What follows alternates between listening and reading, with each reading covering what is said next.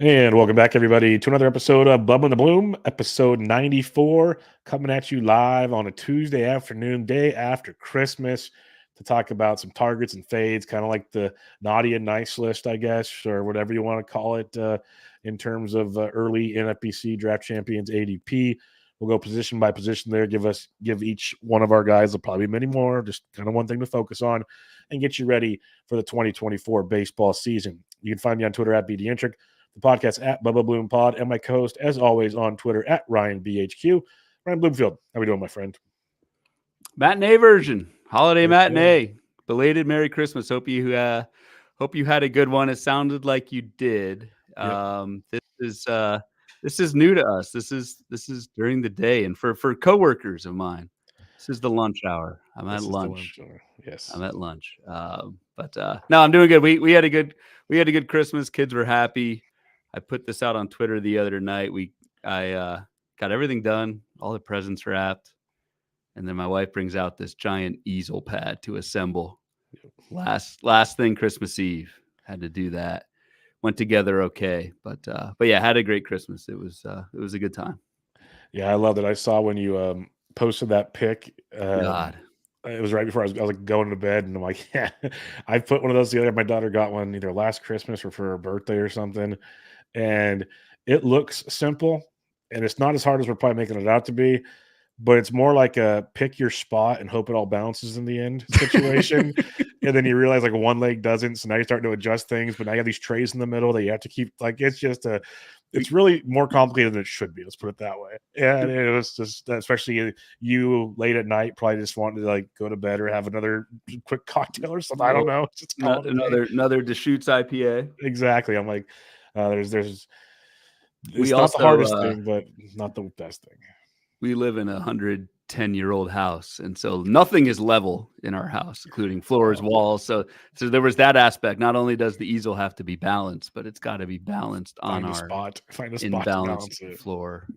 Kids liked it, though. That's all that matters, right? Yeah, exactly. That is all that matters. We got a couple people in the chat here. Richard saying, perfect timing. Happy holiday, guys. Pleasure.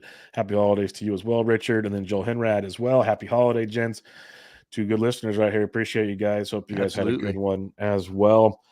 We'll get right to it, though, because this should be a fun episode. We have, at least looks like 25, 30 players to talk about here, which will be fun.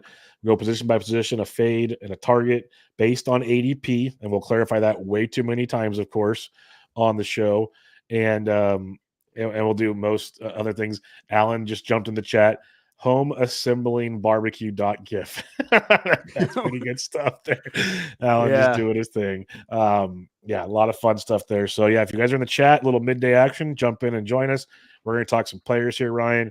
So let's just cut to the chase. Start with the best position in fantasy baseball, the catcher position, and who is one of your targets at the catcher's position? Why do we always start with catcher? Not just us. Why is catcher always the first position? You just answered it. You said it's the best one. But yeah, I'll sugarcoat it. All right. So we're going to do, target fade at each one for catcher. And so I'm going to kind of throughout the show, like I'll kind of definitely give my reasoning. But some of these is not just the player itself. It's more like where they're going in drafts and what that position looks like in terms of like tiers and drop-offs and that sort of thing. Joel says behind me, love the photo behind you. Looking forward to the hour. Yes, that photo behind me is the Masters 2023. Joel went, one day before or after me this year in Augusta? I think you were there one day before. Catchers. Must be nice. Catchers? I blacked out again. Mm-hmm. My target's going to be Willson Contreras, the better Contreras. Nope. Do not do this again, Ryan. He's very good, but he's not the better. I'm just going to cut you off real quick on that. Did you catch Williams? His birthday was Christmas Eve. Yes. I wished him a happy birthday. That's funny. Willson Contreras, I think he is roughly the 11th catcher off the board right now. And I think there's not much of a difference between like the 11th, 12th catcher and like third or fourth. And ADP wise, Contreras is going much later. I think like just in terms of the catcher position in general right now, at least what we're seeing so far in ADP is I think you can wait until I mean, what is his ADP? 149, 150. I think you can wait that long and get a really good catcher, and Willson Contreras is waiting there. I don't think there's that much of a difference between him and, say, Will Smith, who's going many rounds before. So it's more just where Wilson's going in the draft. I also think, and we'll talk about this with my fade, you don't want to wait too much longer than this. So I just think Willson Contreras is a pretty good sweet spot. 20 home runs each of the last 3 seasons, hit 264 last year, even stealing a few bags, 5, 4, and 6 steals in the last 3 seasons. So not the complete package, but if you're going to wait a little bit on catcher, still get a really good one, I think Willson Contreras is your man right now. And the other plus I would give you on Contreras, because I have much more on him this year than I was last year. I always, last year, first year in St. Louis, I kind of like letting that thing kind of breathe for a bit. He had a lot of injuries last year, like nick and knack injuries that kind of messed with things. But what I love, and I think they're going to be much more inclined to it. Matt Thompson tweeted it out, also big Cardinals guy, Prospect Live. But it's kind of what I even wrote about in the Black Book and everything, is they're going to want to utilize Contreras about half the week at DH and half the week at catcher. So the at-bat should come up for him as well, as long as he stays healthy. Two reasons: getting older, so they want to keep him in the lineup. That makes sense. Also, Ivan Herrera is a very good catcher behind him, a young catcher, and he actually showed he has some skills in the bigs last year in a small sample, so he can obviously get some at-bats that way as well. So that brings Contreras' at-bats up, which we're talking about all the time. Is, the DHs help benefit a lot of the catchers. It might benefit him even more in 2024. So I like that quite a bit as well. 30 games at DH last year for Wilson. So I think that's a floor. I think we might get even more this year, as they really want, as he's getting older, to keep him on the field. I think that's a fun one to look at. For me, it's Bo Naylor. So, yeah, There we go. Pretty simple. I had to throw it out there. But to me, it's the value, or not like the price tag we were talking about. He's the 12th catcher off the board at an ADP of 168. Logan O'Hoppe right next to him, like him as well. But with Naylor, I've talked about it time and time again. The skill sets, especially improvements in the second half last season when he started to play really consistently. Big fan of what we saw there between the AAA and the bigs. 24 bombs, 7 steals last year, hit around 245, 250. I think the power speed's legit. Projection sites aren't, agreeing with that, but that's fine. To each their own. They also only have him projected to play 91 games on Steamer, where I think he plays closer to the 130 to 140 range based on DH and just playing every day. So you can up some numbers there. And to me, this is what you always wanted Dalton Varsho to be. You wanted him to be a 20 to 25 home run guy. You wanted the 10 to 15 steals. Varsho maybe more steals, but you're getting that wheelhouse there with about a 245, 250 average. I mean, a Guardians team that's going to be productive. You got Jimenez, you got Kwan, you got J-Ram. There are some talented players there, at least at the top of the order. Naylor, his brother, they're definitely stuff there. So I've said it before. I think Bo Naylor is going to get quite a jump this year. And I think getting him this 12th catcher off the board right now becomes a gift. And it goes back to Ryan's comment earlier. I love a lot of the top end catchers. Obviously, one of my favorite guys is like the second or third catcher off the board right now. But the depth at catcher talent has gotten so good. Now, there is a cliff we've talked about. Don't fall off the cliff. But you can still wait and get a handful of guys. Like Jonah Heim, to me, his ADP is insane. Like, I don't get it. He got hurt last year, but before that, literally one of the best catchers in baseball offensively. There's a lot of late talented catchers. Bo Naylor is my favorite one at this point in time based on ADP. And you took him in the 11th round of our Gladiator, 2 picks before me when I was going to take him. So appreciate that. No problem at all. Glad I could help. My fade at catcher. So you mentioned the cliff. I think if you fall off the catcher cliff, the first guy you're going to land on is Tyler Stevenson. And so he's my fade, and not really like, I don't really like Stevenson like as a catcher one. It's not so much him though. It's more just like you do not want to wait. Stevenson's ADP in December Draft Champions Leagues is 235. He's going right behind Luis Camposano, Mitch Garver, the aforementioned Jonah Heim. I think if you wait and take Tyler Stevenson as your first or even second catcher in 2 catcher leagues, like I think you missed the cliff at catcher. That's not where you want to be. The guys going after him, Shea Langoliers, Ryan Jeffers, Alejandro Kirk, Jansen. Like I think that there's a major drop off right around Mitch Garver, who that ADP might go up signing with the Mariners, Camposano right around 200. But you don't want to wait until after that. Like that's the cliff, and you don't want to be caught with Tyler Stevenson. No offense to him.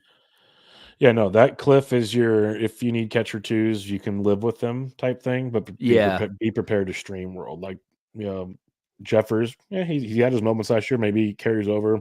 Kirk Jansen, who's over starting. I'm with you. It's like Patrick Bailey, Jan Gomes.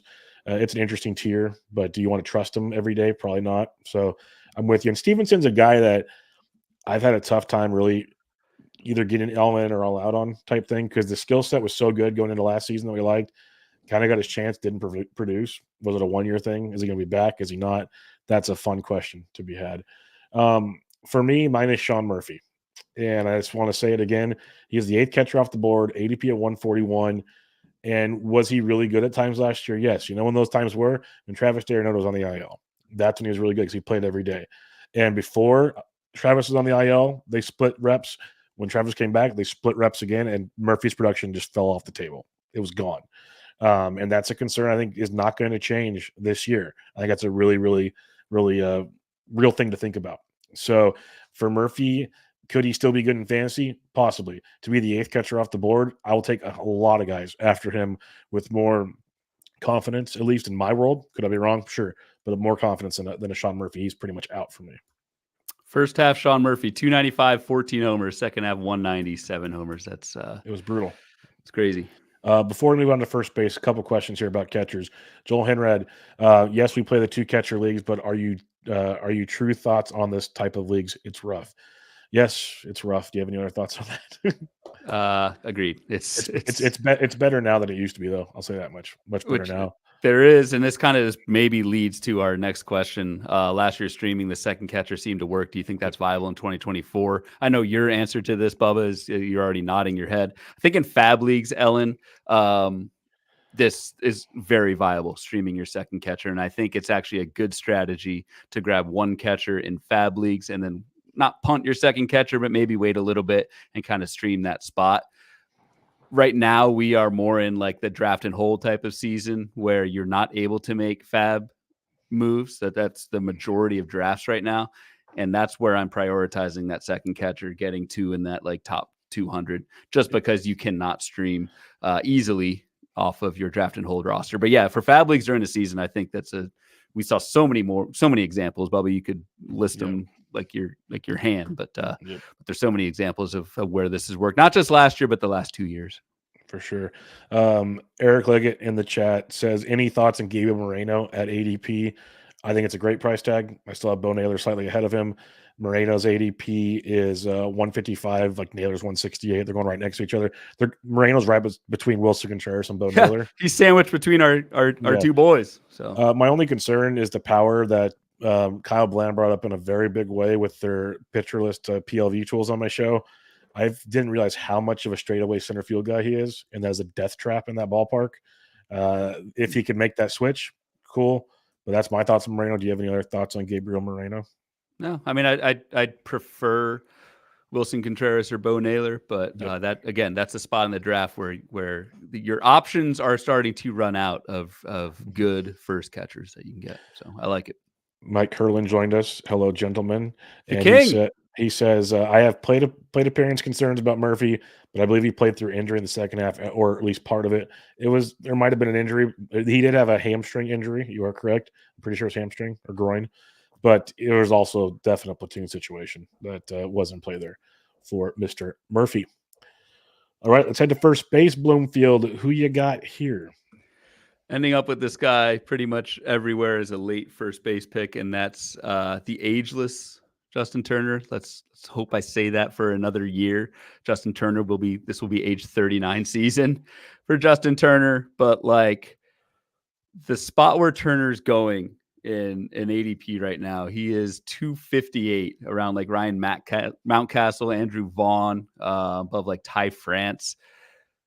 And he's a batting average machine in terms of like the strikeout rate, the line drive rate. There are not many batting average. I don't want to say locks, but like there are not many batting average guys with some power going as late as Justin Turner is going in drafts right now. Yes, I think the reason why he's going so late is he is going to be 39. I mean, again, I always make the Bubba joke. Justin Turner's like the one guy or one of the few who are between us in age. So year older than JT. I'm younger. But that late in drafts, and the other thing, he doesn't have a team right now. So wherever Justin Turner signs, that this ADP will go earlier in drafts. There's just not that many batting average guys with power available that late in the draft. So I'm very willing to overlook those two, what I think are pretty minor concerns, and take Justin Turner as either a late first baseman or a corner or a depth piece that late at 250. Yeah, I love the Turner call. I drafted him everywhere last year for the same reasons you're talking about. Goes late, doesn't have a job. I'm curious to see where he lands. Like last year's Boston was a perfect storm because he could DH first base, second base. Curious to where he'll go this go around, but yeah, that's a fun one for sure. For me, it's Jeimer Candealrio, just for the fact that I've always loved the Candy Band to begin with, but it's still early in draft season. I'm not going to say it's not. His ADP currently in the month of December is 221, 21st first baseman off the board. He has gone as high as 176. That's probably more recent drafts since signing with the Cincinnati Reds, so I'll be very honest about that. I still like that ADP. It's going around Vinny P and company. The Candyman had career years last year in the power department with 22 bombs, stole 8 bags, hit 250, played 140 games for the third time in his career. I think the skills are legit. I've always liked Candelario as a big-time prospect with the Cubs before getting traded to a couple of destinations. Now you get to play in Great American Small Park. In that lineup, he's projected to hit maybe 4th, 5th, even 6th, I would take in that lineup. Going to play basically every day with his switch hitting skills. I'm a huge fan of what the Candyman can bring if he does play regularly in that ballpark with that offense, a team that should be much better this year. He should be going much higher. He should continue to go up boards, is what I'm trying to say. And one little shout out: if you're playing underdog fantasy, Candelario is buried at first base. So go and look for him as a later round option if you want. This is a little Christmas drafting I was doing. I started Bubba, your 14 best balls yesterday on Christmas paying off. Look at that nugget. I started throwing some Candyman out there. Him and Thairo Estrada. Thairo doesn't even have an ADP. Doesn't even have an ADP right now on underdog somehow. So go check those out. But I love the Candyman this year. Yeah, that's a good little nugget. That's a good little nugget. Did not know about Estrada for underdog. It's interesting. They're both down there basically free. So something to think about. Who do you fade at first base? My fade's going to be Spencer Steer. I think, again, at the price, maybe this is more of like a gut call, but I think Spencer Steer 2023 was just a perfect storm of mostly playing time, 665 plate appearances, like you mentioned with Candelario. The crowdedness, if that's a word, Cincinnati, I think that may eat into Spencer Steer's playing time next year, as well as it just feels like he had a career year. I know it's weird saying that it was Spencer Steer's rookie year. He's an old rookie. He'll be 26 this season, but I just don't see it repeating. The projections don't like Spencer Steer relative to like he's going right after Christian Walker, Paul Goldschmidt. Now, the ADP is somewhat elevated because Steer is first, third, and outfield. So I get in draft and hold like that helps. But I think that's one potential pitfall, especially as we start to transition more to fab leagues in like February, March sort of a thing. I don't think Spencer Steer is quite as valuable in those formats. Again, given the price and some of your other options at first base. Yeah, I have a couple Steer shares, but I'm feeling your thoughts as well. At times, I've passed on him a bunch. Again, underdog, he's actually really high on underdog, so I pretty much pass immediately in that format. It's the playing time. That's my biggest concern, and part of me thinks it'll iron out because I think India gets traded, which will help with a piece of that puzzle. They've already said things about a player we'll talk about in a little bit, potentially. Ellie De La Cruz. They said if he doesn't, they have no problem sending him back down to the minors. I have a feeling those sentiments are with even Noelvi Marte. I think McLean has pretty much cemented himself. And Steer's ability to play the outfield's nice as well. And you got CES. Like there's so many moving parts, like you mentioned. In the end, draft skills over role, as we've always said. But it kind of goes to your point. Are the skills legit? Was it a career year? What was it? There's a lot of question marks with Spencer Steer, and have to pay a price tag like that with that many question marks. Very tricky to do. Draft and hold makes sense with the flexibility. The other parts, very tricky for sure. Yeah. Yep. Joel Henrad mentions here in the draft and hold type of leagues, do either of you look at age when drafting? I do not. Not really. Nope, not really. Yep, I am not an ageist. my fade at first base, and it's gonna be a fade I have pretty much every single year, and it's bit me in the butt once. Maybe it will again. That's Vladimir Guerrero Jr. I think he's a very skilled player. I'm not gonna deny that at all. But he's the 5th catcher off the board with an ADP of 36. Goes right behind Pete Alonso, but like Goldie, Christian Walker, like Casas, Torkelson. Yes, there are some differences in maybe batting average and whatnot, but the price you're paying, it's tricky. Also, something like a caveat that Ryan mentioned earlier, at that point in the draft where you're taking Vladito, I'm either going with the pitcher or I'm going with another stolen base source. There's things like that where it makes it very hard for me to draft Vlad at that ADP with the uncertainty of what I think his actual production level is. So he'll be a fade for me once again. Somewhere Toby is smiling. Yep, he's smiling. He's probably in the Champions League forum, smiling all about it. Smiling. 264 Vlad hit last year. Like that's gonna crush you before you draft him. Bad. You're drafting almost. You're drafting. You want Freddie Freeman almost when you draft Vlad, and 264 ain't it. No, like 264 in a vacuum. I mean, yes, it's better than league average, but you're drafting Vlad as a 4-category guy. Like, yeah, he had 5 steals, but like 264 with 26 homers last year, and you can debate whether how much of that was deserved or how much more he could have had, kind of a deal. But man, that's a rough year for Vlad, and the price hasn't really fallen that much. To your point. 100% agree. Let's head over to second base. Who do you have here? I love your pick, by the way. Love it. Of course, man. This is like one of your the running joke is I think half of Major League Baseball is your boy, but this is one of your original boys. Yep. It's Thairo Estrada. I just think where Estrada is going in drafts, like the 10th round, 150, something like that. It's or 140 going up a little bit, but I like him more than your boy Zack Gelof, who's going right before. Yep. But I just think Estrada was dragged down a little bit by injury last year. It was I think a hit by pitch in the hand. Yep. And so pretty fluky. Like you look at the first half, second half splits for Estrada, 9 homers, 18 steals, 272 in the first half, got hit in the hand, like never really recovered, but forecaster, we put an upside of Estrada at 20 home runs, 30 stolen bases. I could totally see that happening if we grant Estrada an injury-related pass for the second half, which I definitely think, given the context, what we're doing here, I think you can do. Yep, I have no problem with that. That would have been my choice on this one, but I tried where I could differentiate, and I love Thairo. Everyone knows that. My love has not changed. I appreciate, like, if he didn't get hurt, obviously it's a big if. He'd be going higher in drafts. He would have finished with better numbers, all these things. So enjoy the dip. That's all I'm going to say. Yep. Like the dude is, my projection, like my bold take last year, I think was like 25-35 or something, close to what HQ is doing this year. I think that's a very, very realistic thing with Thairo. At worst, the power is always the question. The speed is there, and it will be there.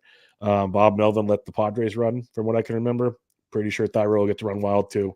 Hitting likely behind Lee, so maybe Lee gives him more RBI chances too. That could be big. There's a lot of things that could come into play with having Lee on base to maybe even help his average out. Maybe it opens holes that he could drive ground balls through and stuff. There are avenues for Estrada to be an even better player this year, so I'm a big fan of that. For me, it's Zack Gelof. He is one of my boys as well, and I take pride in it because I said from day one when it was him and Soderstrom that got called up, I said, why is everybody excited about Soderstrom? I'll take Gelof at a discount. Worked out very well because I have a lot of dollar fab bids on Gelof that came through that week, and he was the Matt McClain of the American League that year. So he was very, very big. I think Gelof is a legit 2020 guy with maybe similar 25-30 type upside. The power's more legit with Gelof than Thairo. Thairo got more consistent speed. That's the two things I'll say. I think Thairo should, on paper, hit for a better average as well. That's the two angles I go with. Runs might be very similar with these offenses. So, again, Thairo should have more. But, again, I wouldn't be shocked if they're very similar. And Gelof might hit more in the middle of the order than Thairo will. So, to me, they're very interchangeable. It's like, do you want more power? Do you want more speed? That's how I would look at them. I love Thairo, but Gelof will be one of my boys as well. Yeah. I think the big thing with Gelof is, what do you think of the power? Yeah, I think that's the big question with Gelof, especially in that park. I hate the lineup around him, but he will play all the time, and it was impressive what he did. So I still, do you, in a vacuum, they're going right next to each other. Do you take Estrada or Gelof? I guess you can cop out and say because it's a little different contributions, it could be team dependent, but No, I'll be honest. I've taken more Gelof already this year, and I'm already regretting it, and I probably will switch that up as draft season continues to go on. But I have a lot of Gelof shares already, partly because I want more power right now. That's my thing. Is I'm always good in steals, so I want the power. I'll probably 100% will probably start switching that up a bit. And again, if you're playing underdog, Gelof is ranked where he should be. Estrada's nowhere to be found. So something to keep in mind on that as well. The other interesting thing, just looking at second base as a whole, after Gelof, Estrada, you've got Tommy Edman. There is speed kind of goes away at second base. You do have Whit Merrifield going a little bit later, Bryce Terang late, Ahmed Rosario, those types of guys. But there's a whole lot of Jorge Polanco, Brandon Lowe, I just said Jorge Polanco, Gavin Lux, Brandon Drury, Ryan McMahon. Those are the second basemen going after Estrada, Gelof, and so just keep in mind if you're a little bit if you're needing speed, these are some of the last few guys, at least the second base, that you'll be able to get. A lot of 2 to 3 category guys compared to the 4 to 5 that you might get from Estrada up is where it goes. Joel Henrad mentioned second base is ugly. Yes, it dries up quick. Very young position though. I'm very intrigued. Eric Leggett says Edward Julian better real life player than fantasy. I am so torn on him. I'll be 100% honest. Yeah, I don't know. I see signs to life, but he might be more of a real life player to me. I don't know if you have any thoughts on that. Worry about the platoons too. But no, I can see Julian if you wait. It's Joel Hennard as well. I don't want to correct you on it. Sorry, Hennard. I apologize. That's me. I did admit over the holidays I need to probably get glasses, so I apologize right now. That is something on my list of things to do. All good. All good. We have a fan of Thairo in the chat. TDK90 Men says Thairo going to bounce back. Side, you got that. And then Joel also mentions, besides doing the reading, this is my first look at ADP. Yeah, it's rough, very rough. Can be if you don't go pretty early at second base. All right, who's our fade at second base? I did kind of cop out and agreed on this one. We did. I wrote some positions down first before you. We tried not to overlap too much, but Ha-Seong Kim is our collective fade. It just seems like you're buying coming off a career year. Like HQ and the forecaster, Kim had 17 homers. Our expected home run metric based on StatCast is 11. So I don't see the power coming back. Ha-Seong Kim is not a 15 to 20 home run hitter, in my opinion, if you look at pretty much any power metric. And then you're also banking on this stolen base surge. If I'm old enough to remember, Kim only had 12 steals in 2022 over 582 plate appearances. Yes, the rules changed in 2023, but I don't know. The law of averages. Regression is our game's most powerful force. It's just you're buying in on someone who just had a career year, and I get that Kim is going to play every day. He is second, third, short eligible, all that stuff. It's quite a price tag in the 6th round, something like that, in 15 teamers, and it's too much for me. Yeah, that's all it is. I think he's still a very good player. I think he could have a very good year.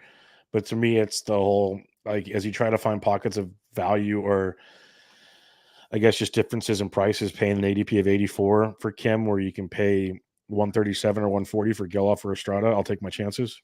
I'd even go 84 to 109 for Jimenez at 25 pick difference. I take my chances type thing.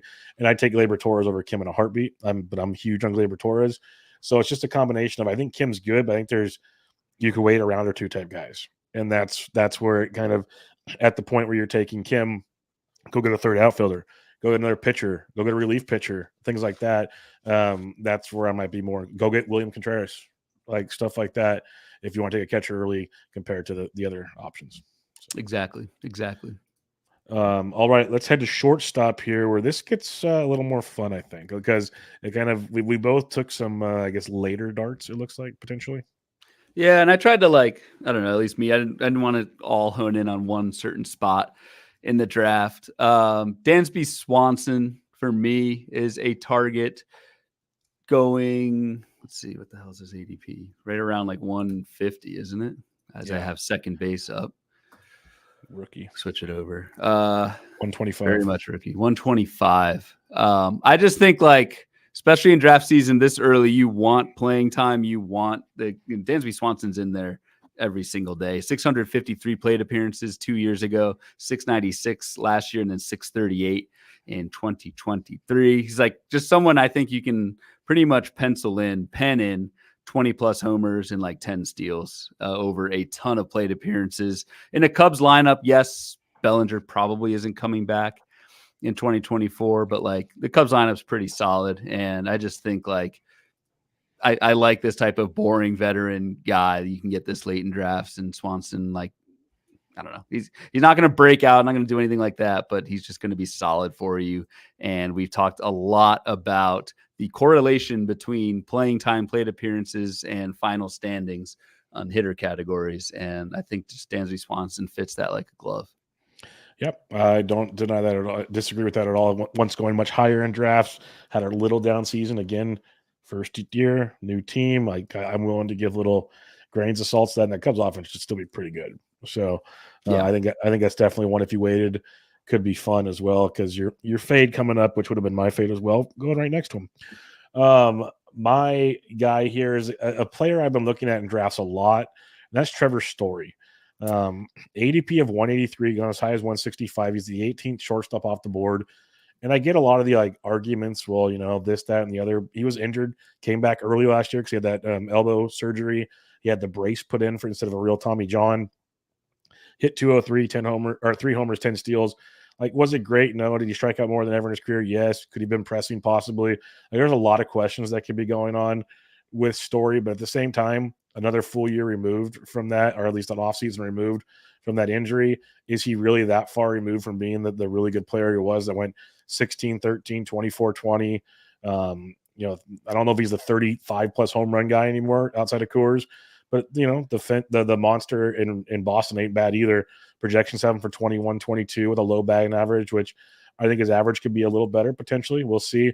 But the power speed's what I love at that draft picks. I think that's legit. I think he could still be a 25 stolen base guy with 20 home run potential. To get him there, maybe he's going after Thairo Estrada. Maybe they're very similar. Maybe that's why they're going where they're going. But yeah, I'm thinking Story's a guy that needs to be going higher in drafts. 10 steals in 168 plate appearances. That's a really good sign for Trevor Story next year. Like just the running game, I think, is there. He said 2025. I think Story could go 30, 35 stolen bases. Yeah. The power is the only thing I have questioned, I guess, but I think I think it's still there personally. I think the power, I think the power is fine. 31. He's not that old. It's the batting average I worry about, though. For me, it's the batting average, which that's fair. But let's look back in his Colorado's an inflated BABIP place. Colorado's the best park for batting average. I get that, but like, you know, first year at the new contract in Boston, plus he was playing hurt most of that season, which came out after the fact. So his 2 seasons in Boston, playing hurt and then coming back from injury, I'm hoping he's at least a 250-ish guy. I can live with that. So power speed though, pretty projecting. Nice. Yeah, we're I mean, HQ's projecting at least in the forecast 245. So I'll take it. Maybe I'm being a little too hard. Yep. We'll get to Joel's comment in the chat in a second because that's my guy. But who is your fade at shortstop, Mr. Bloomfield?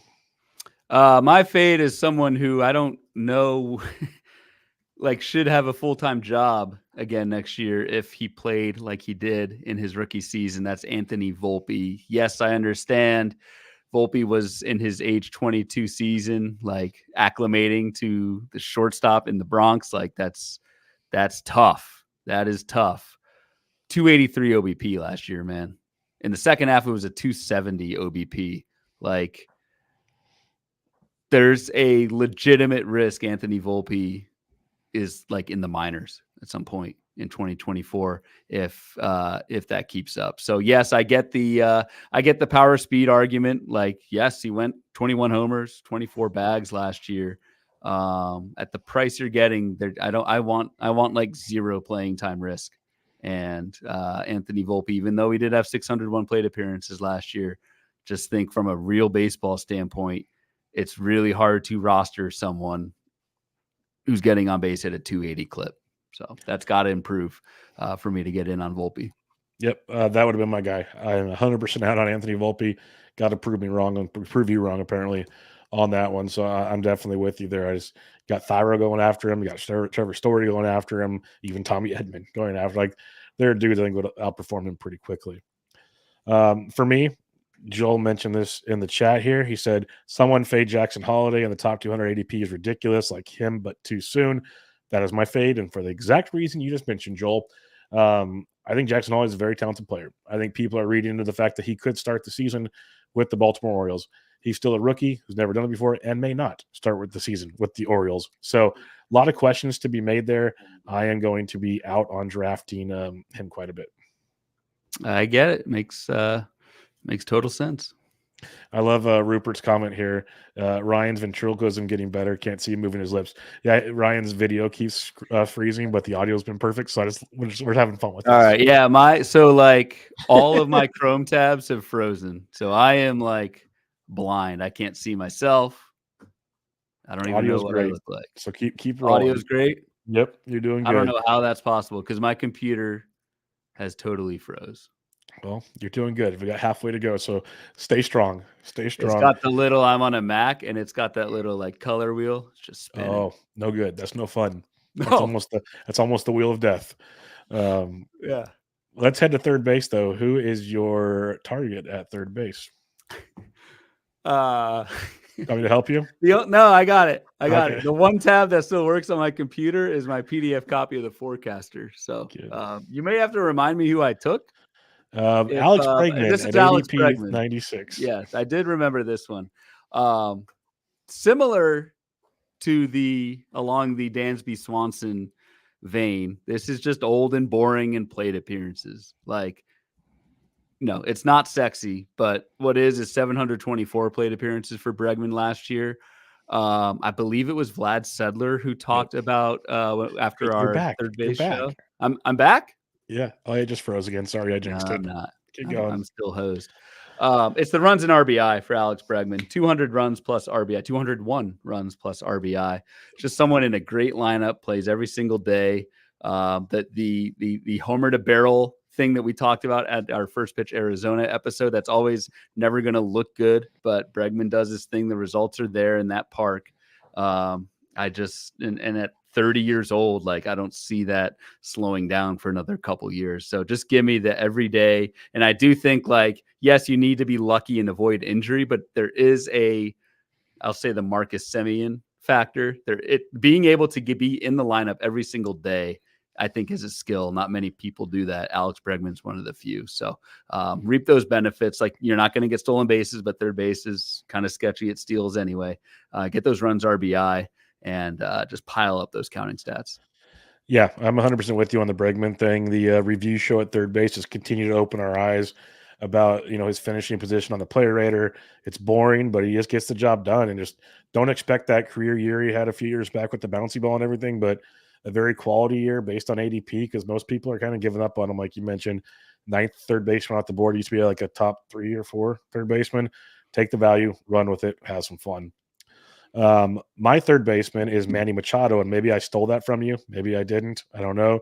That's both. No, you did. You did, because I figured I was going to do it. Yeah, I saw you took him. Yeah, and I'm funny because I almost put Bregman to give you Machado. That's the funny part, because Bregman would have been my other guy. So Machado, ADP of 78 right now, 7th third baseman off the board.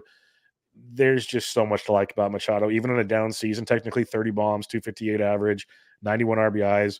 Played hurt most of the season. Did all that in 138 games after playing 150 plus pretty much every season before 2014. This dude's super, super talented. I love everything about what Machado is doing here. I think a healthy season coming back in that offense could be to be really, really nice. But yeah, Machado be my guy. He's a target of mine in a lot of leagues because third base, like recent years, it's got some talent, but it gets real murky real quick the farther down the draft board you go. So give me some Manny Machado. Yeah, I think if Machado reports healthy to camp and that sort of thing, that ADP is going to be. We pretty much every draft we've been going back and forth taking Machado in the 5th or 6th round. And the reason, like he said, if Ryan said if he reports healthy, is he had the surgery. He's supposed to be ready and to rock and roll spring training and start the season. You never know if a setback is there, but at worst he misses a couple weeks, and I'm totally cool with this. Eric Leggett in the chat says keep missing third base runs and have been drafting Suarez, Chapman around pick 270. Any thoughts on either of them real quick? So I just took Chapman in our Gladiator in like the 20th round for that reason. Didn't feel that great about it just because like the batting average is so bad. I would prefer Chapman over Suarez. I do think and this was another homer to barrel guy we talked about on our first pitch episode. The barrels, the hard contact is still absolutely there. And I think their Blue Jay lineup is better than what we saw from them in 2023. So definitely would prefer Chapman over Suarez. And it's kind of like, I don't know, you don't hold your nose making that Chapman pick late in drafts, but just try and have somewhat of a batting average cushion if you do that. Yeah, it's going to be interesting because we don't even know where Chapman's going yet. So that's one of the big conundrums at the moment. True. But and I love Suarez. It's a batting average dump, but the consistency is pretty awesome. Both very similar players. That's why they go next to each other quite a bit. Another comment. How's my video? How are we looking? You're still frozen. That's beautiful. Rupert Henley in the chat. Are we buying Jake Berger? I am combo mealing Jake Berger. I'm super upsizing, whatever they call it at McDonald's. Jake Berger. I love Jake Berger this year. But yeah. Supersize me too. There you go, Supersize. Yeah, I love Berger. We'll talk more about him. I've talked about him on a lot of shows. Actually, he'll be on a coming up bench with Bubba as well. Baseball forecaster on Berger, real quick, Bubba, not to give everything away from the forecaster. Upside of 40 home runs, 265 batting average. So a very optimistic box for Berger. And let's just mention Berger's ADP is 163, 15th third baseman off the board. I love that quite a bit. Yeah. Who's your fade at third base? Royce Lewis. Come on. Yep. I don't know his ADP because my 51. It's all frozen, but 51. I got you. 51. Like you can't take. I mean, you can. It's your team. You can't take someone that early who has like 239 plate appearances last year, and it wasn't just like freak injury. There's different types of injuries there is. So the Thairo Estrada example. So just if you're wondering like why do I play the injury card with Estrada but not Lewis? ADP. Estrada was hitting the hand. Like in Lewis, it's knee, it's oblique, it's hamstring, it's those kind of soft tissue things that just come back. This is just not someone I draft even in the top 100, to be honest with you. I think Royce Lewis is one of the bigger fades, if not my biggest fade at any position. Fully aware that if he can piece together a full season, like he can hit 300, hit 30 homers, but like I need to see it first if he's going to go anywhere in the top 50. Yeah, a full healthy season, he's probably a top first half of the round of a first round. Like that's legit how good he get, at least a first rounder for sure, but a lot of question marks. So I'm with you there.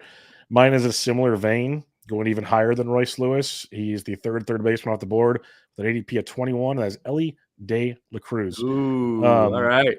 Many people will hate me for this, and that's fine. Been hated for many things in my life. But don't hate you, buddy. I'm being sarcastic.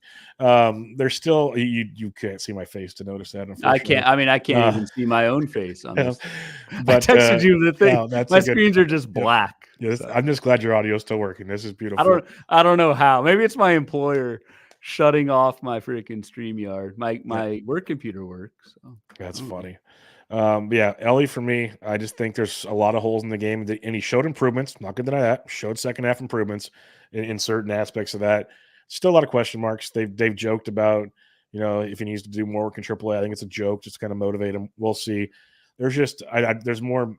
There's guys I'd rather take in that range. Let's put it that way. I'd rather take my chances with like a Austin Riley at the same position, another outfielder. Maybe I'd rather go Lou Bob than Elly. I could be totally naive in that sentiment. But there's just other things I'd rather do at that price point in the draft, pick 21, than Elly De La Cruz. Yeah, I did see the thing that put Twitter in a hustle was may start in the minors. I doubt that would happen, but I doubt. I think it's more motivation speak, but yeah. I'm with you. I'm not taking Cruz where he's going. That said, I do think the price on Elly De La Cruz will drop a little bit, but we'll see. He has gone as low as 35. Yeah, and I could see like in the third round going there. Yeah.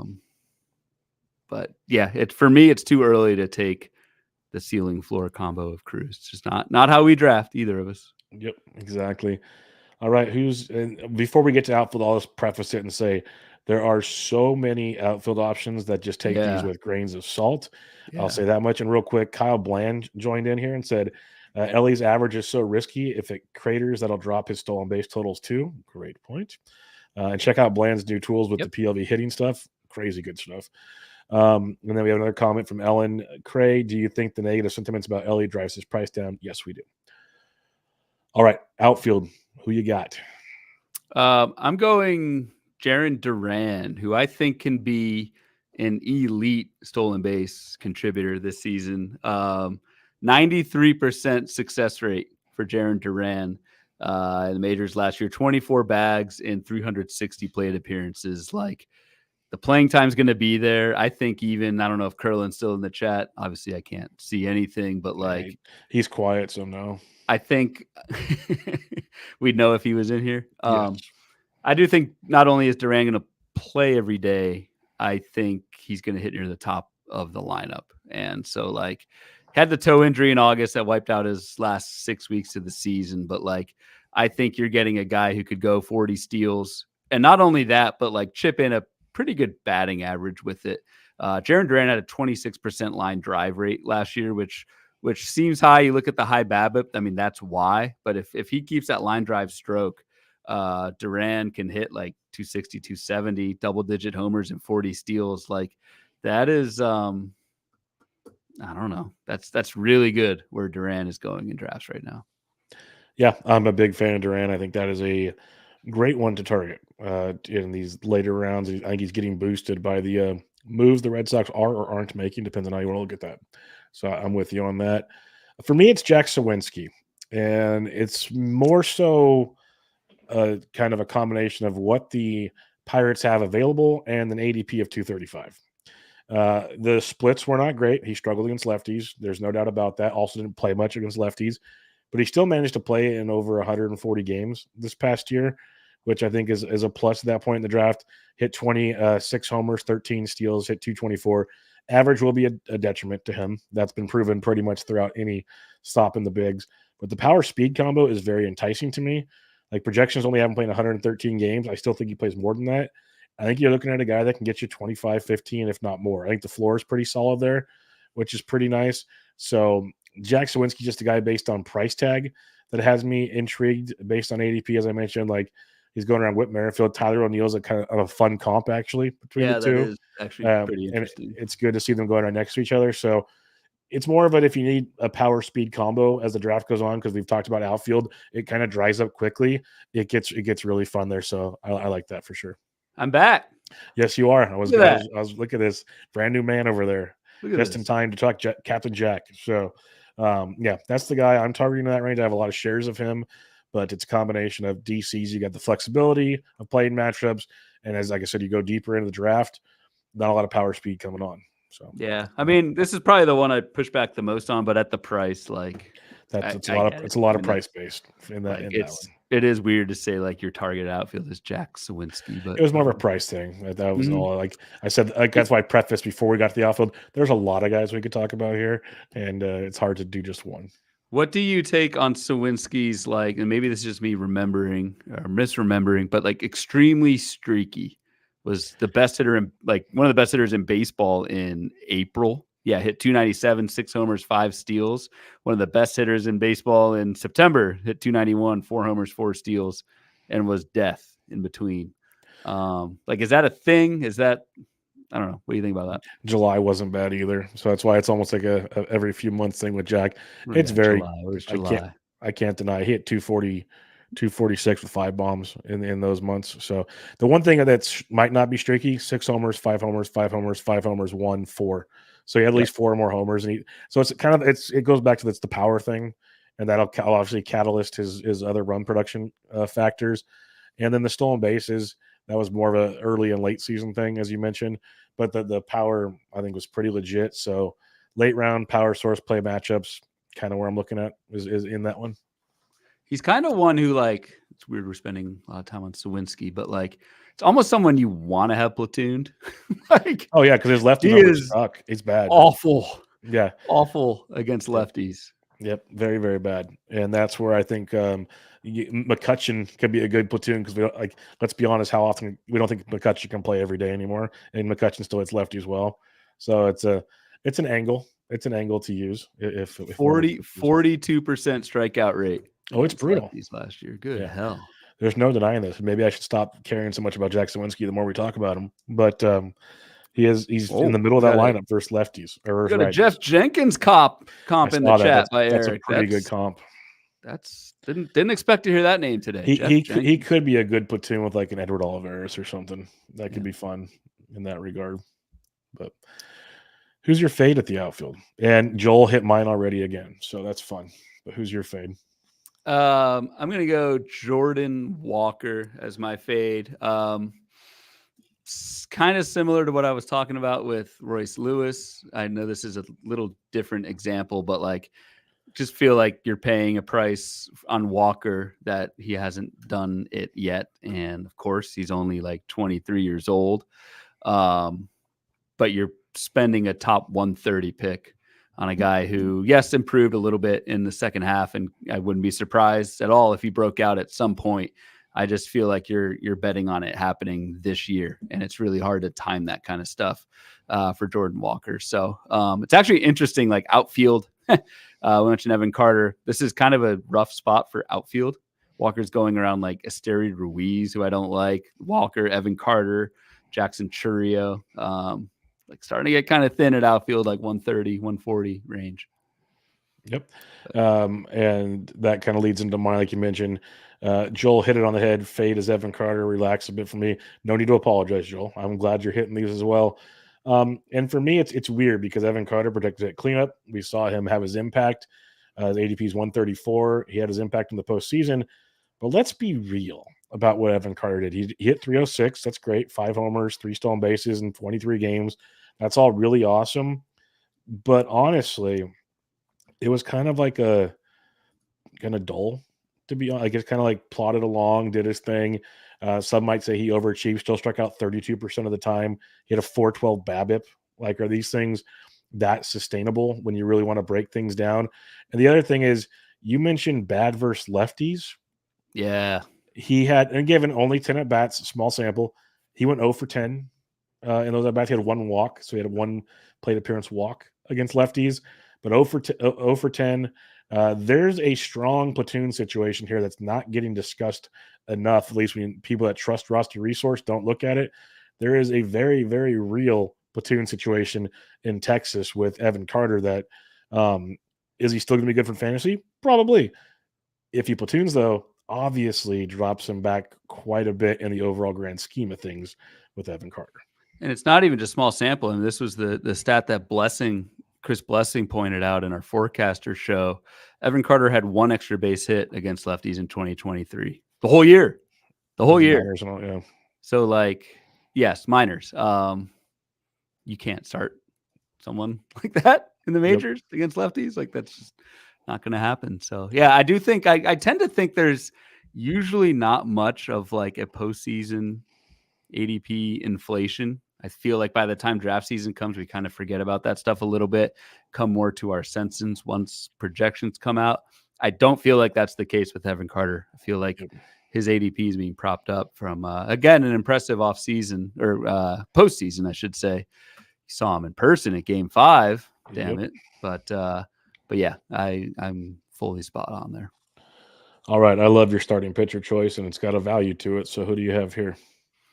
I am going Christopher Sanchez. So going a little bit deeper in the starting pitcher pool, but this is someone who I have ended up with on a ton of my teams so far this year. I firmly believe Christopher Sanchez is going to be in the rotation for Philly as long as he can throw. He did throw 150 innings last year, so I don't even think like volume is that much of an issue. The second half for Christopher Sanchez was pretty damn elite.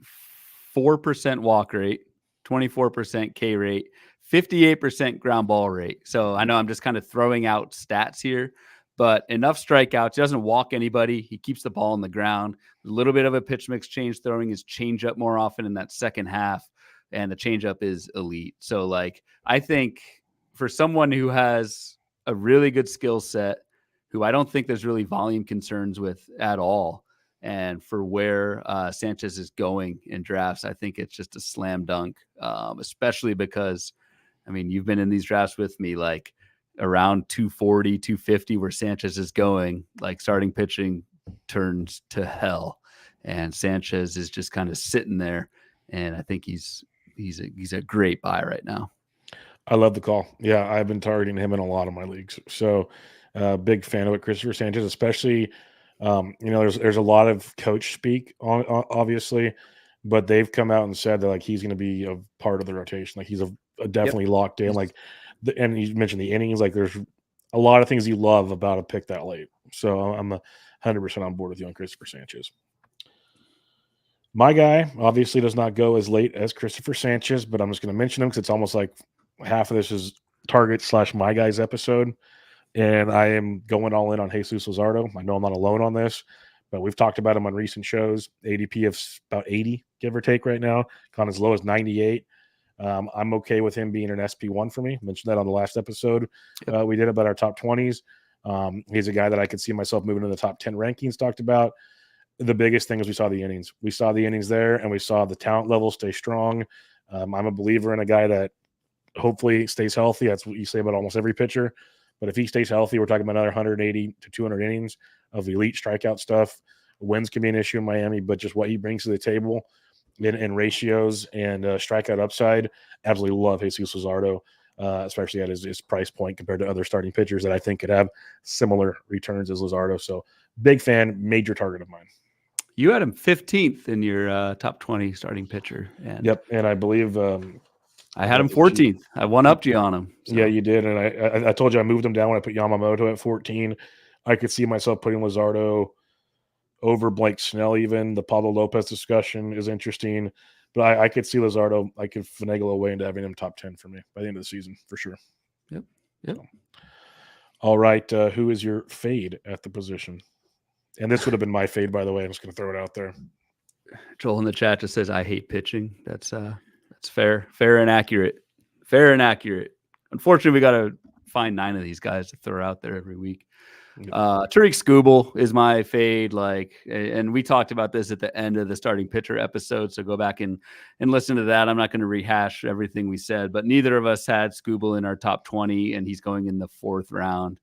I thought, like, yes, the second half was fantastic, real and fantastic for Tariq Skubal, but like I thought the price would be expensive and be like 6th or 7th round.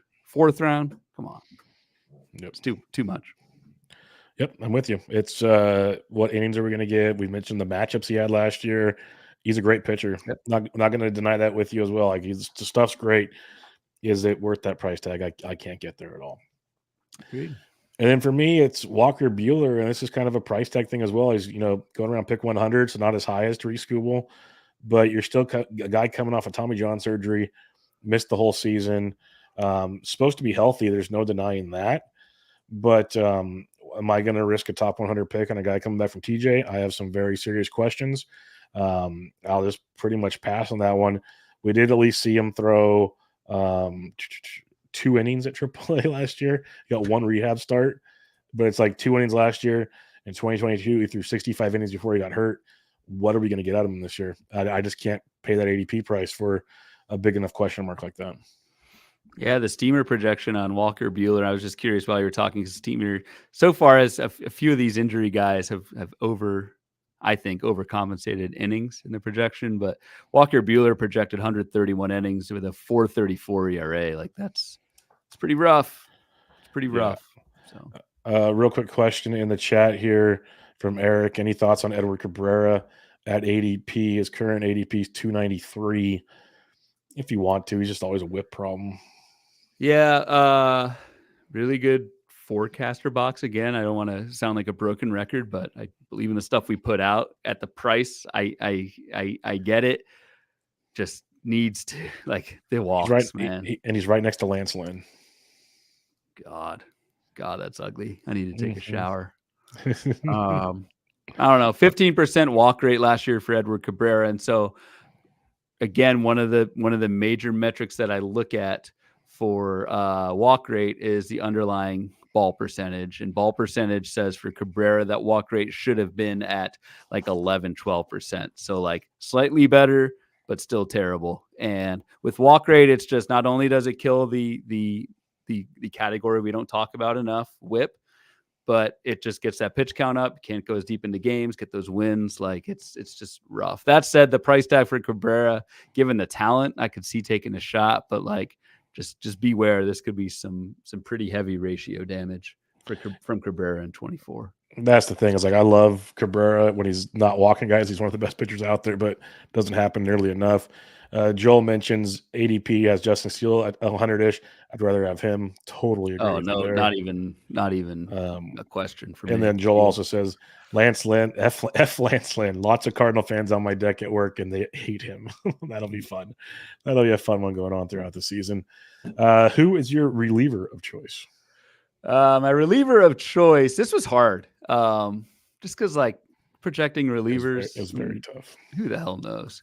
So I just went like from a macro approach at the reliever pool, what we've seen so far, and that's Paul Sewald. I feel like he's one of the last like super reliable, dependable closers with the job at ADP. So if you're gonna wait on closer, I wouldn't wait much past Paul Sewald. For as volatile as relievers are, Sewald, the last 3 seasons, the last 4 seasons, full 4 seasons, 71 innings, 65, 64, 61 innings. He's always there. 30% strikeout rate last year, misses a ton of bats. Like, yes, gives up some fly balls, but I think this guy's super safe with the gig in Arizona. So again, anything can happen with relievers, but if you're going to wait, Sewald's one of those last few guys. Like going right after Sewald is like Andres Munoz, Pete Fairbanks. Just give me Sewald all day over those 2 guys.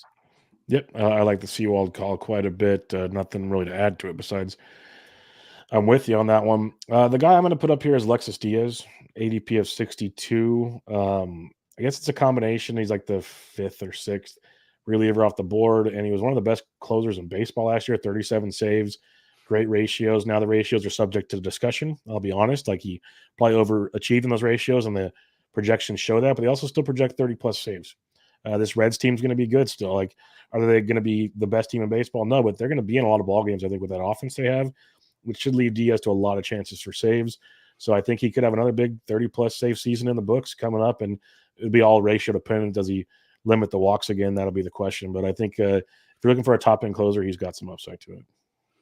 So the one, for me, the thing with Diaz and why I'm probably not on him is, if I'm being true to my kind of like mantra for pitchers, is what have you done for me lately? How did he finish? Finished terribly, Lexus Diaz. And so the narrative out there is, well, he was overused. He just kind of wore down. Yes. But did we just assume that he's just going to be fine to start next season again? I don't know. So I don't know. That for me, that's the drawback of Alexis Diaz. I think there's a ton of other great options going around him. I think I'd actually take Sewald over Diaz straight up. Maybe we have our first. I think I wouldn't disagree with that. Probably it's not a bad move. I think there's something to that. So can't argue that. That's what I'll say. Who's your fade? Alex Lang.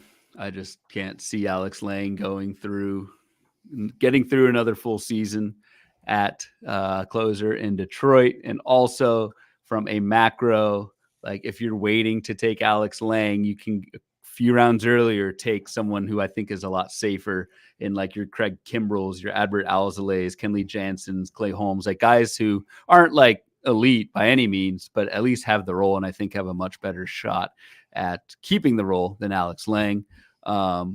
So Lang's my biggest fade just because the price you're paying, it's kind of like that cliff thing that I was talking about with catchers. If you fall off the closer cliff, Lang is one of the first guys that you're going to land on. I am also, to kind of take this one step further, targeting Jason Foley pretty much everywhere. That was from your Bullpen Guru episode with Dom. I believe he was touting Foley quite a bit in that one. So I think Foley in like the 33rd round, something like that, is a great, not handcuffed to Lang, but a speculation that once Lang gets out of the role, I think Foley could be really good in Detroit. For sure. Ryan, do you hate Detroit pitchers? Because that's what Eric thinks. Yeah. Should have heard me talking about Erod last year. Yep, that's for sure. It's a good point. My fate will be Andres Munoz, and it's kind of a double-edged sword. His ADP's 90, not bad. I like a lot of the guys going right after him, per se. Like I'd rather have Ryan Helsley potentially, but Pete Fairbanks for sure, Evan Phillips, so on and so forth. The other thing is Munoz is good. A lot of walks. We got that going his way. A lot of walks. I'm just a believer in Matt Brash. I think Brash comes in there and eventually gets the role. We'll see. We do know how Seattle has a tendency to have one main guy, but also still go with even last year they wanted Munoz in like the 7th and 8th and the higher leverage strikeout spots. That's why as Sewald deserved to be the closer, but there's a reason why Munoz was going in the 7th and 8th innings at times. I'm just talking myself into this basically, but I think Matt Brash is the guy for that closer role eventually. So I won't be taking any Andres Munoz. Yeah, I think Brash could be the guy eventually just because Munoz, if he does pitch well, will get traded. I mean, the that could be an option as well.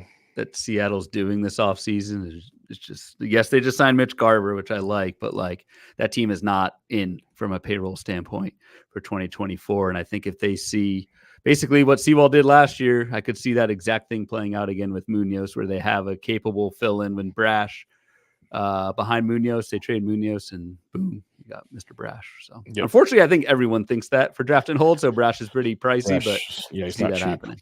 Yeah. Not cheap at all. But that was a fun exercise. It was fun to kind of go through there. Obviously, early DC ADPs these will change throughout draft season. There's no denying that, but that was fun. Good interaction in the crowd as well. So let's do a couple listener questions before we head on out on episode 94. It is interesting. The great chat, especially from Eric and Joel. We have the people, the non-night owls in the chat this time, like jumped in the crazy people who are up at 2 a.m. watching us on the East Coast, but different crowd today. But yeah, thanks for hanging out, guys. Andy Splinter asks, lots of talk about outfield being top heavy. Do you have any mid to late round guys you're looking at? He says, give him all the Hap, Nootbaar, Duran, and Chaz. Well, I like all those guys as well. You mentioned Duran. I mentioned Jack. I might be wrong on that one. Anybody else that stood out to you? Or I know he highlighted Chaz. I almost put Chaz on my list. I have a lot of Chaz McCormick so far. I just took Chaz McCormick in our Gladiator as well. So yes, I do think outfield is top heavy. And where I was saying with like Jordan Walker, I think it kind of gets roughed out. I'm not like too high on Lars Nootbaar, but I think once you get to like, I want to say rounds, like the 15th round, but I think once you get around to like Jack Sawinski territory, it really starts to fall. So I think you need to have 3 or 4 outfielders before you get to like your 200, 250, because it definitely falls off. Yeah, like some other guys, I'm starting to buy a lot more in the Teoscar Hernandez, especially if he finds his way into Boston. Yeah, that's a fun one. The way he finished the second half of the season last year. So him, you mentioned Chaz. James Outman's a guy I'm still kind of interested in for the power speed combo if we can figure it all out. I have a ton of Riley Green. I think that talent's really good at that ADP. Steven Kwan's a guy I'm buying more in on. Again, all these guys are going like top 200 or right at 200. Once you get to like Merrifield, O'Neill, Lux, I know like you like Rengifo, but like, get your outfield by top 200. Now, I mean, not all of them, but save these for your last few. Basically, is the way. This is why we got Rupert on today. He says enjoying the Euro friendly stream. Awesome, that's good to hear. Oh, we've gone international. You're international around here, folks. Watch out. Luke Meals at Luke Meals on Twitter asks, Michael Harris II and Nolan Jones are 2 guys he's interested in. I think those are interesting comps, honestly. You got the 2020 potential. Harris maybe better average, maybe better counting stats for Jones. I don't know, but that's actually a really good conversation. The HQ projections say Harris like far and away, actually. And I can see that. I can see why. I think with Jones, like, yes, what he did 2023, obviously you, Curlin, the War Dog, you guys were all over Nolan Jones last year. It was a fun ride. The price is hefty based on a half season, 3/4 of a season of what we saw from Nolan Jones. And yes, Harris is no like rock of stability himself, but was really good in 2022. Started off bad last year, but then turned it around. I think just the ability to make those adjustments and finish the way that Harris did. I think Harris, he's going earlier than Jones by like a round and a half, and I think he definitely should be. I think he's a lot better than Jones. Yep, most definitely. We'll keep the listener questions coming in the chat. We'll get to those in a minute. I'm going to finish the Twitter questions first. True North 99 says, "Do you have any early 2024 futures, Rookie of the Year, Cy Young, MVP, etc. as of December 26th?" Thank you. I haven't looked at any of those, to be honest with you. I have not.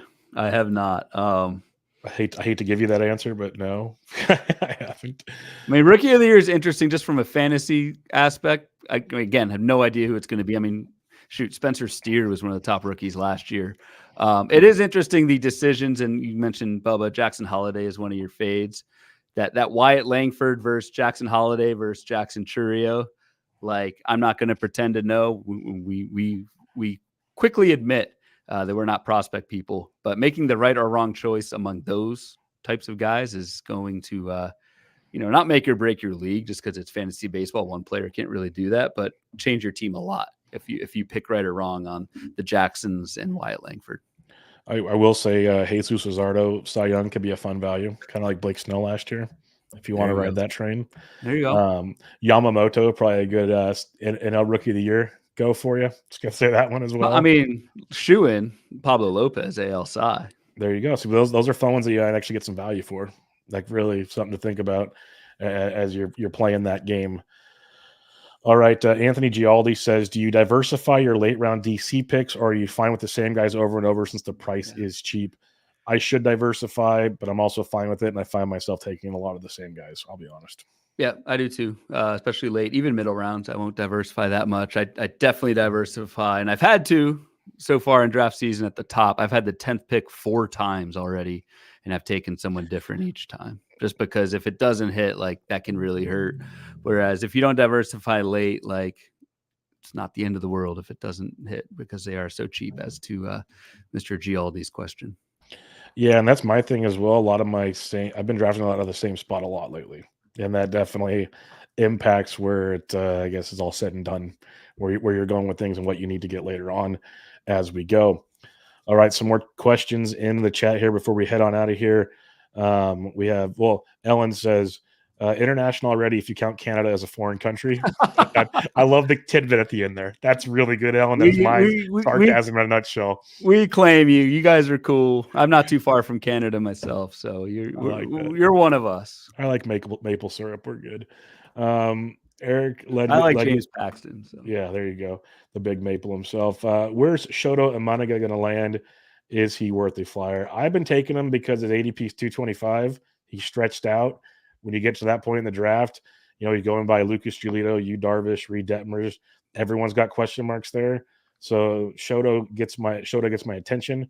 But other than that, I can't help you. What do you think? Yeah, we had Brian Rudd had his Imanaga's box in the forecaster, and Brian was on my writing team, and we basically it's always so hard to tell, but a 2.51 ERA over the past 3 seasons in Japan is really good, and bumped up the strikeouts in 2023. A little bit homer prone, but I think you're getting like a pretty solid mid-rotation starter, and going next to like Lucas Giolito, Detmers, like you were saying, Bubba, that stands out to me. I think the price is just cheap because he hasn't signed yet, and I think he will. And I think now is a good time to get in on Imanaga.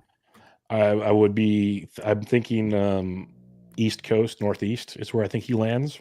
Could be totally wrong. As to where, Bronx, but that's always one Bronx, of the Boston's in the mix there. I think those are all in play. So keep that in mind. Michael C says, Nemo, keep getting sniped on him. Yeah, he's a tough one. I'm with you there. He also says, do we target Musgrove? I think he's been a horse most years, top 12-ish when healthy, and as a third SP. That's been a tough one for me. What do you think? Musgrove's like my hardest one to rank. He was so good down the stretch before he got hurt. And not only was it hurt, it was shoulder, and shoulders just scare the crap out of me. And so like I'm probably out on Joe Musgrove, at least right now. I need to see Musgrove this spring, not only throw, but like at velocity and sustained velocity that we saw last year from him. Yep, that's the conundrum. Is like I was taking the value with the broken toe last year, but then he started talking about how he can't throw hard and like all these things, like he's playing with a forearm. Like, it just felt weird. And he was making it work, but he could tell he wasn't as dominant. Velocity was down and everything. Then the shoulder injury finally happened. It was not great. Rupert mentions, do we believe the Twins will play Buxton in the outfield? They say they want to. We'll believe it when we see it. I think they'll try until he gets hurt again. That's sadly the case. Bold strategy, Cotton. Yep. The other question from Rupert, any other gladiator drafts streams coming up? Never say never. That's all I'll say. Nothing's planned, but never say never. Never say never. Nothing's planned, and we are taking like a week or so off after Thursday's episode, but we'll see. Gladiator's almost done. It's almost done. That's the problem. They only let them go here for another couple of weeks, and then they're all done. Yep. So if they were longer, I'd say probably, but can't guarantee. Maybe I'll do one while Ryan's on vacation for Bench with Bubba. We'll see, but we might do one more. Like, that's why I say never say never. We'll see how this goes. Yeah, especially the way we think. Yeah. And then Eric says, thanks, guys. And Fins up, Bubba. Yes, Fins up. Big win this past weekend. Tough game coming up in Baltimore. So we don't we don't talk much NFL because honestly, neither of us are that into fantasy football, that sort of thing. But Bubba's a Dolphins fan, and I don't make this known too much, but I'm a pretty big Bills fan. And we've got could have a little AFC East tussle here in 2 weeks if you guys for the crown, Baltimore, South Beach style. Maybe we should fly out live draft from South Beach.